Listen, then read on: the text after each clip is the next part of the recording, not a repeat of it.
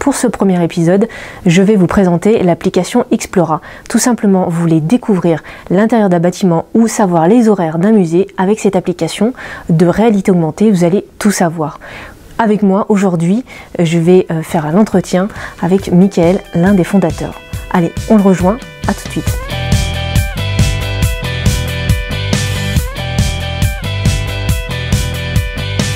Bonjour Michael.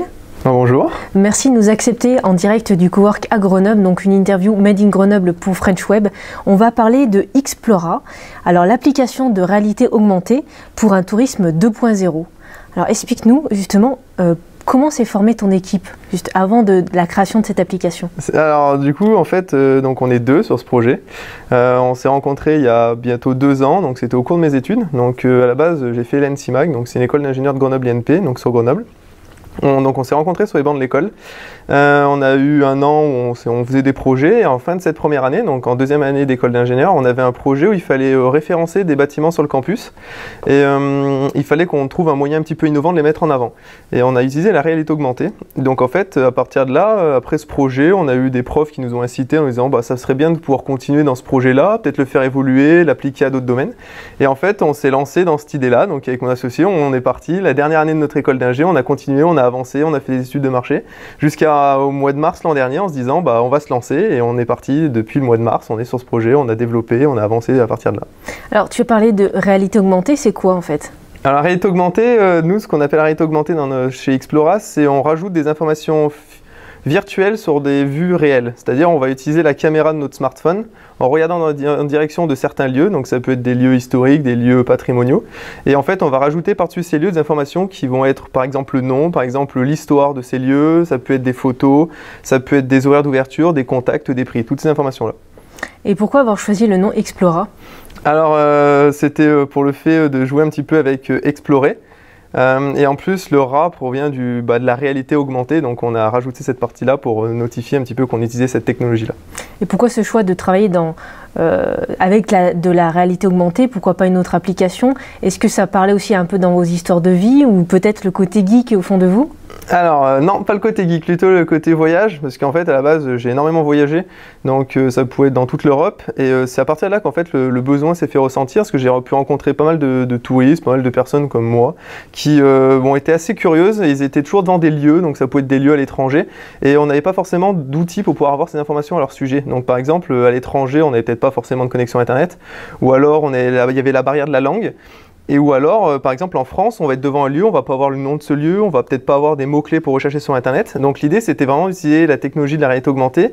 Ça permet de reconnaître un lieu facilement, intuitivement, et c'est accessible à tous. Donc voilà, d'où cette technologie. C'est vrai qu'en 2016, on a beaucoup d'applications, beaucoup d'applications sur la réalité augmentée, comme tu le dis.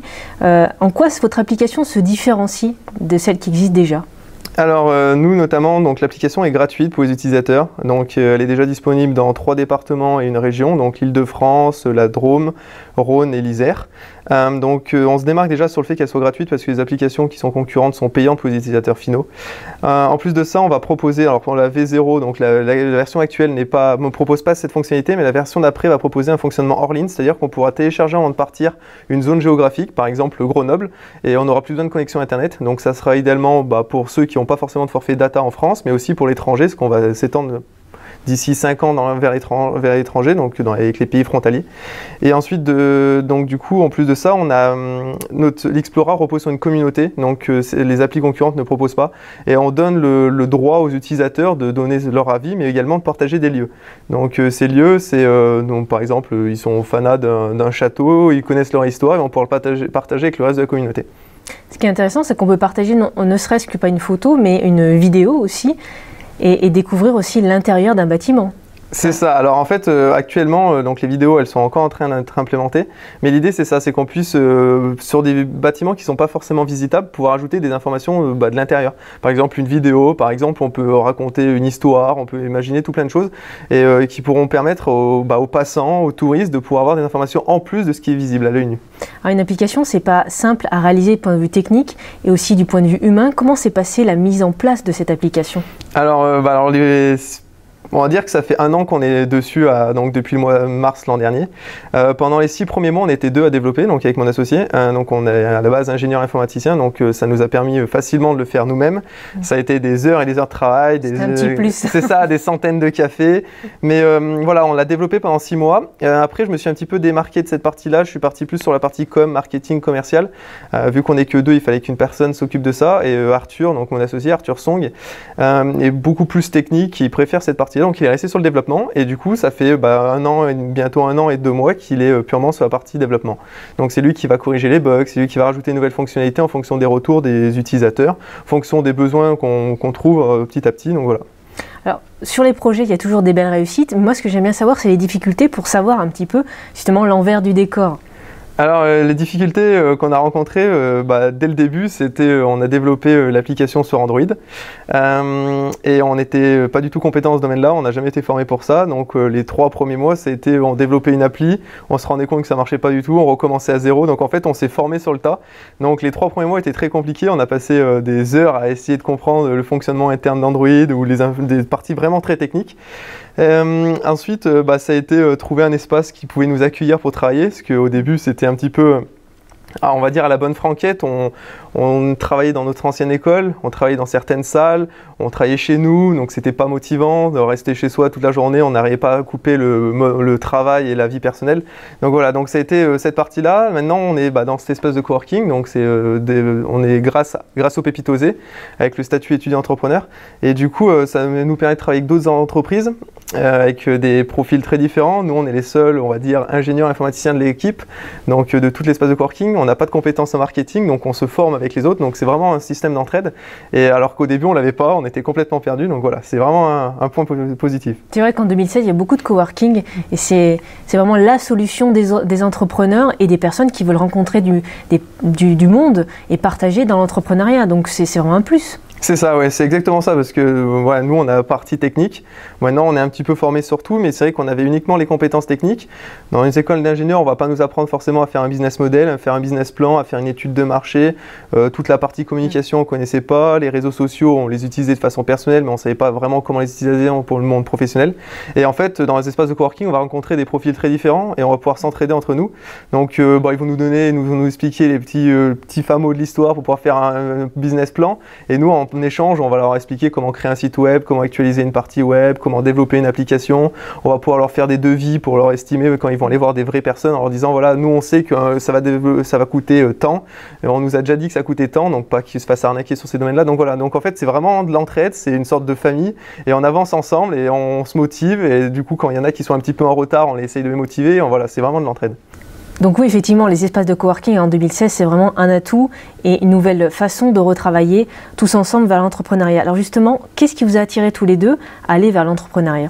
Alors Arthur, c'est un petit peu différent, donc on va commencer par son cas. Lui il aime bien tout ce qui est challenge technologique, donc tout ce qui va pouvoir le pousser dans, on va dire, ses retranchements, pouvoir chercher les dernières technologies et vraiment innover dans cette partie-là. Donc quand on a commencé à attaquer sur la réalité augmentée, ça l'a tout de suite intéressé parce que c'est un domaine qu'il ne connaissait pas, il voulait vraiment toucher à ça. C'est une techno qui est vraiment en vogue actuellement, comme on l'a dit tout à l'heure, et c'est vrai que il voulait vraiment répondre à ça. Moi c'est un petit peu différent, j'ai toujours voulu créer quelque chose en partant de zéro, le faire mûrir, le faire grandir.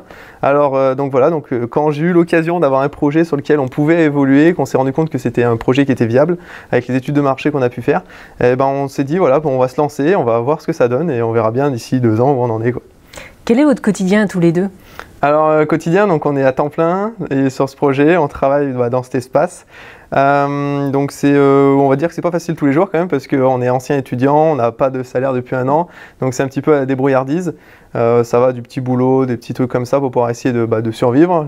Moi je suis de Grenoble, donc j'ai encore la possibilité de me débrouiller, mais Arthur par exemple il est de Paris, donc il a un appartement sur Grenoble, donc il y a toutes ces parties là, mais sinon après c'est vrai que comme on est dans l'espace de coworking, on n'est pas les seuls, on arrive à s'entraider, donc du coup on se motive entre nous sur cette partie là, mais voilà, c'est pas facile tous les jours quand même.